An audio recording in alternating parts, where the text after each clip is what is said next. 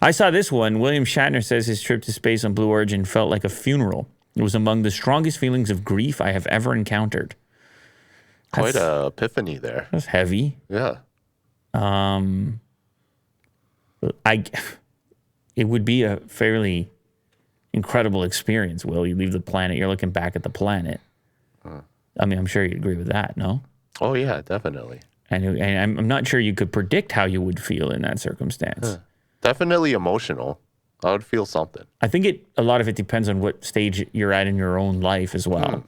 Sure. In his case, getting to the tail end of, I don't know how old he is, but let's figure it out. But he's been alive for a long time.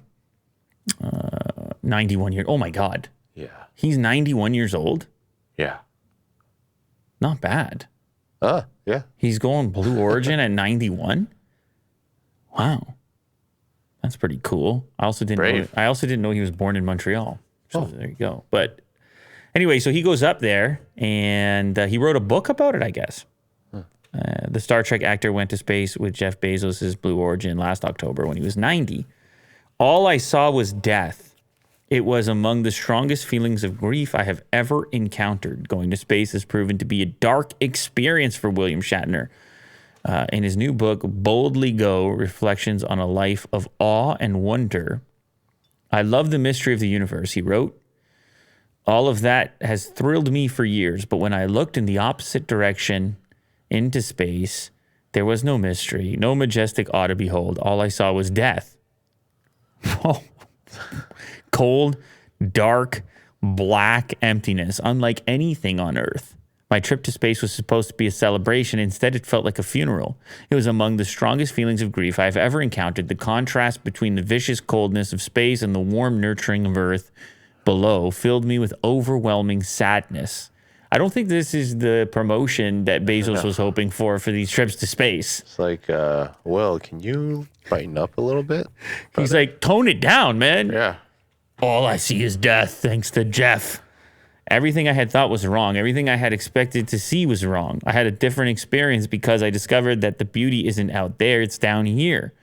With all of us, leaving that behind made my connection to our tiny planet even more profound. Well, I guess that's important. Yeah. So you go up there and then you get a sense for how special Earth is. And you come back, you're treating people nicely. So everyone should go to space. That's okay. Right? I guess that's okay. I mean, the key is with a profound experience, sometimes it can be an intense reflection that can lead you toward, like you need to be kind of jogged or jarred out of your routine in order to see things for what they actually are, in order to appreciate.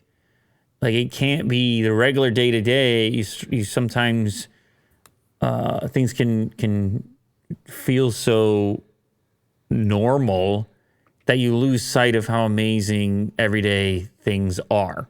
And yes. I presume that if you're up in space staring back at Earth and you're no longer on it, you're like, man, I want to go back. I got unfinished business. I got to go talk to this person. I like that person.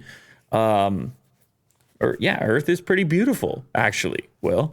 It is. It's decent. Yeah, it's not bad. But you just don't even think about it because, well, you don't know anywhere else. So now you know some other place and it's a little less inviting. At least maybe there is a more inviting place out there. Yeah.